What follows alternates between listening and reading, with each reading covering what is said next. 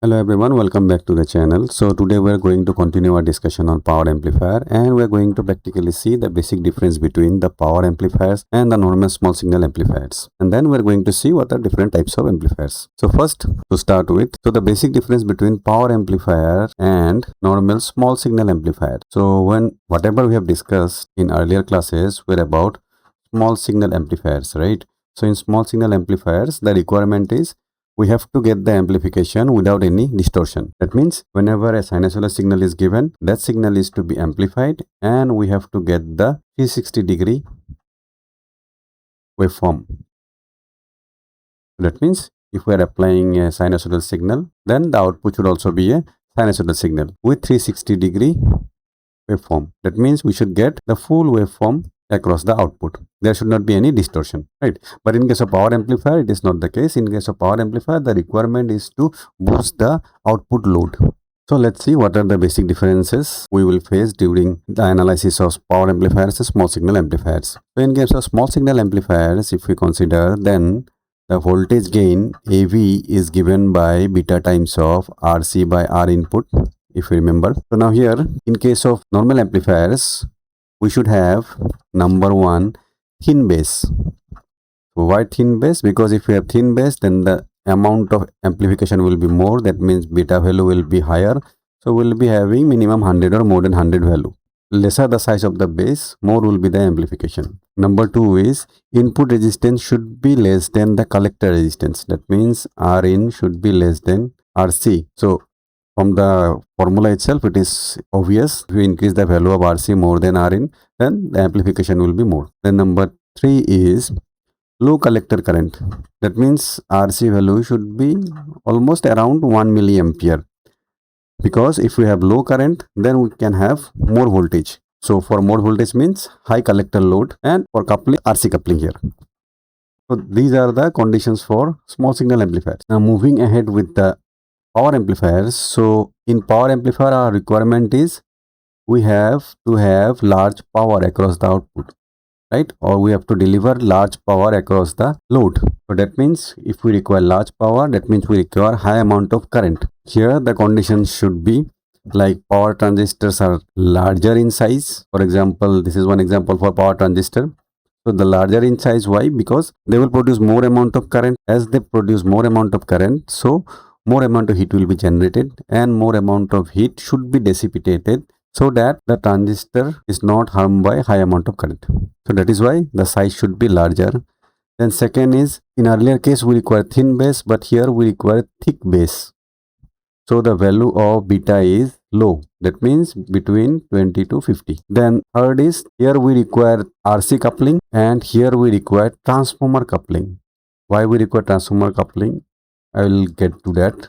Then here we require low collector resistance. So why do we require low collector resistance? Because lesser is the value of RC, lesser will be voltage drop. If voltage drop is less, that means less power consumption will take place. So now let's see mathematically how or what is the basic difference between these two amplifiers. So to study that, let us first draw the diagram of voltage amplifier considering voltage divider bias circuit. So let's quickly draw the voltage divider bias circuit and then let's see what will be the condition for both the cases. So we have R1, R2 here, and across the input we provide the AC signal. So this is the AC signal, suppose V in. So these are coupling capacitors, emitter resistance, this is collector resistance, this is the supply. Let's see. So what are the power related to this circuit? The collector emitter voltage is given by, at Q point, VCEQ, collector emitter voltage is given by VCC minus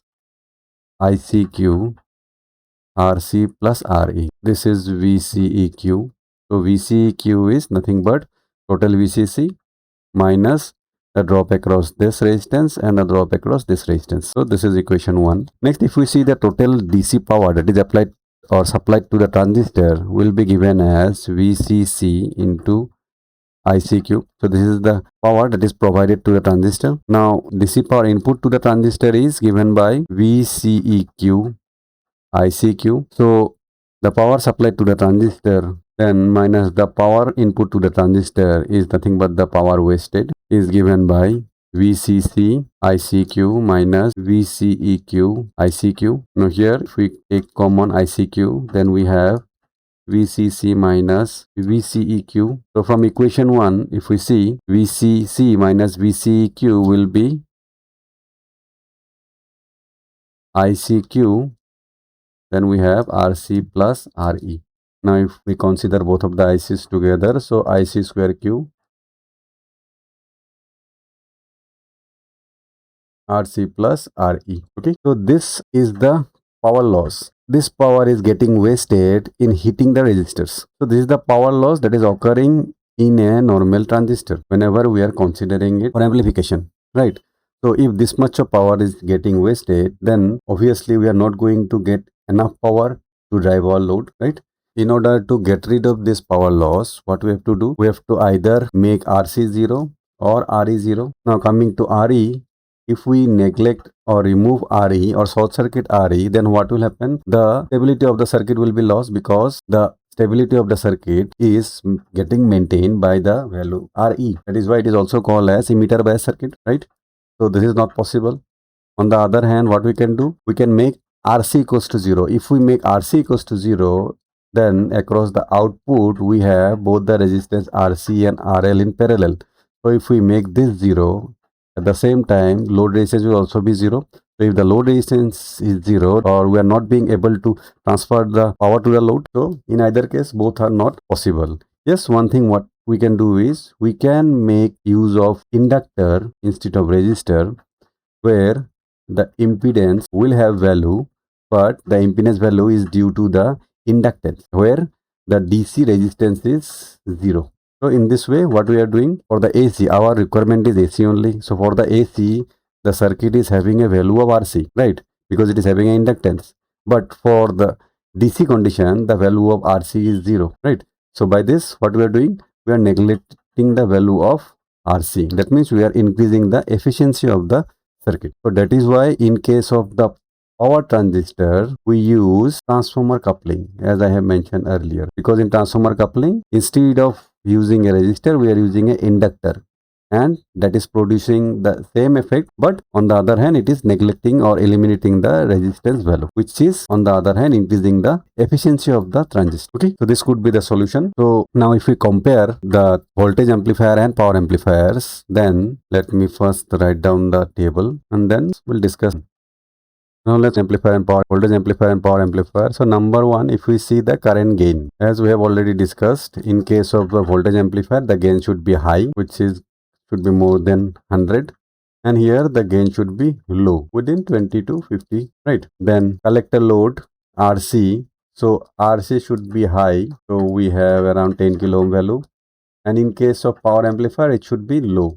So 5 to 20 ohm. Then third, if we see input voltage, then it is low, few millivolts, right? But in amplifier, this should be high because we are drawing high load, so we require high amount of voltage. So 2 to 4 volts. Then collector current. So collector current should be low in case of voltage amplifier, because otherwise there will be difficulty in maintaining the stability of the transistor. But in case of power transistor, it should be high, around 100 milliampere, which cannot be produced by normal voltage amplifiers. That is why we have to go for power amplifier. Then number 5 is power output. It is obvious, here it is low, and on the other side, power transistors or power amplifier, it should be high. Then we have power dissipation. Power dissipation is less than 0.5 watt, and here it is greater than 0.5 watt. Then output impedance, as we have already discussed, it is high. Here we have 10 kilo ohm range, and here it is low, 200 ohm. Then coupling, if we talk about, here we use RC coupling, and here we use transformer coupling, or we can also use tune circuit. Tune circuits are the circuits that we use in case of the oscillators. So these are the basic differences for voltage amplifier and power amplifier, and why we cannot use voltage amplifier for power amplification, right?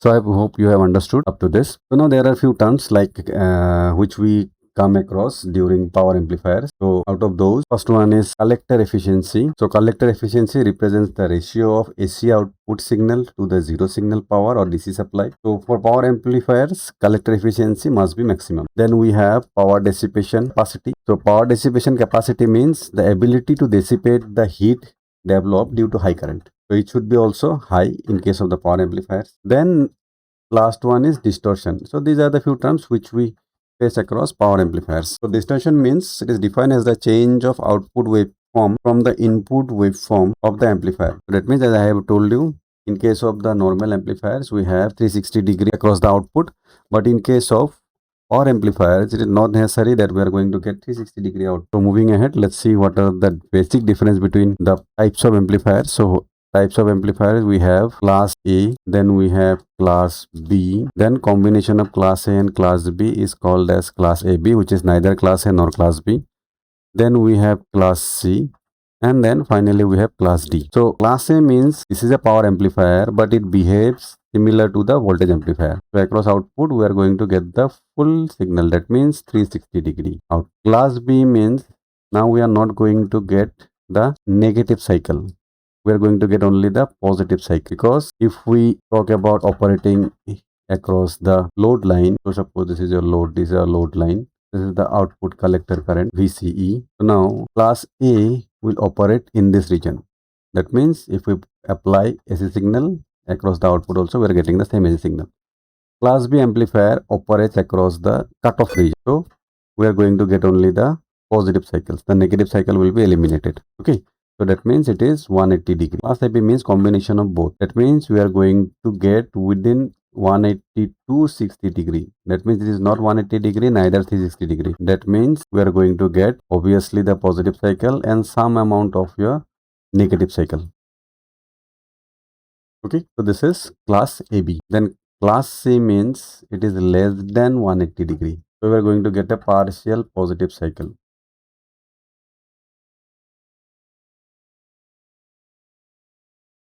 Okay, and class D are the power amplifiers that are designed to operate with digital or pulse type of signal. So these are the basic difference between class A, class B, class AB, class C and class D. So in class A, our requirement is 360-degree, and if we see the efficiency, it is having the lowest efficiency. That means around 25 maximum. In class B, our efficiency is increased 75 or more than 75%. And in case of class AB, it is in between say 25 to 75. Then in case of class C, the efficiency is higher, so around 90%. So this is a small brief about the various types of power amplifiers and what are power amplifiers and why we cannot use the normal amplifiers as a power amplifier. So what we have understood is the basic difference between the normal amplifier and the power amplifiers are the power that it delivers across the out. So in normal amplifier, we cannot have higher powers, which is not able to drive any kind of load. In case of power amplifiers, we have higher efficiency than the normal amplifiers, and since we are handling with high amount of current, so the surface area of the power amplifier should be large for heat dissipation. And the basic differences between the amplifiers we have discussed in today's class. So I hope this is beneficial for you and you have understood what is the basic difference between the power amplifiers and the normal amplifiers, and why we cannot use the normal amplifiers, and in case of normal amplifier how the loss happens, that also we have discussed. And we'll continue our next class with detail about the various types of amplifier. That means class A, class B, class AB, class C and class D. So till then, keep learning. Do like, share and subscribe to our videos so that you don't miss any content.